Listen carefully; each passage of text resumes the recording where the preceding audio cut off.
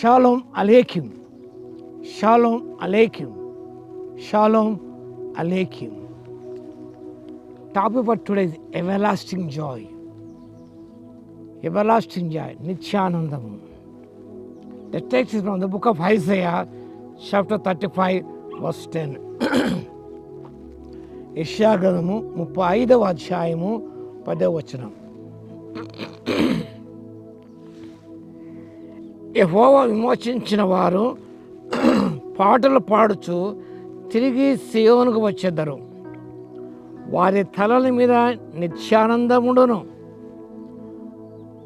వారు ఆనంద సంతోషం గల వారే వచ్చెదరు. దుఃఖమును నిట్టూర్పును ఎగిరిపోవును. Everlasting Joy.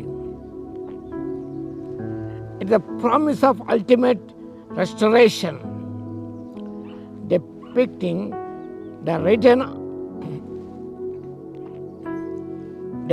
ransom of the Lord, returning to Zion with everlasting joy, crowned in triumph, while sorrow and sighing flee away.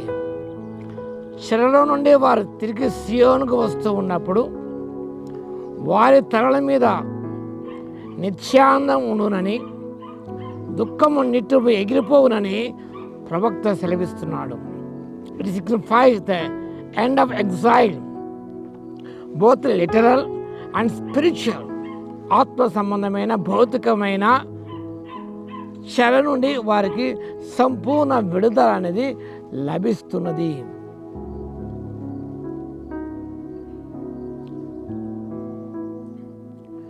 It signifies a secure eternal life in God's presence, where suffering is eternally removed. చెర నుండి తిరిగి వచ్చిన వారికి ఆ suffering, శ్రమలు అనేది శాశ్వతముగా దూరం చేయబడును.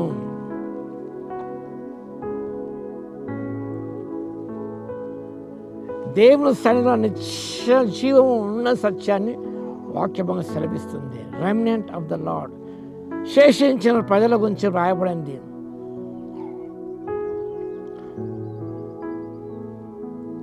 వారు పాపం విమోచించబడ్డాడు.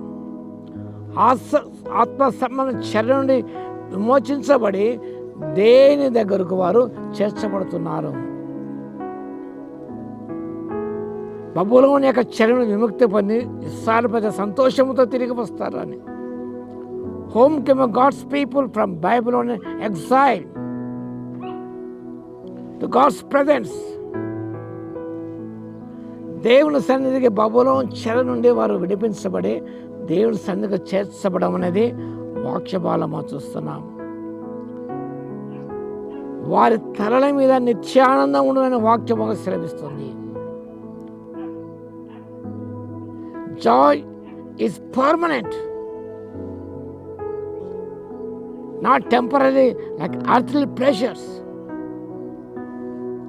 ఆ సంతోషం అనేది వారి తలల మీద ఒక కిరీటంగా ఉంటుంది.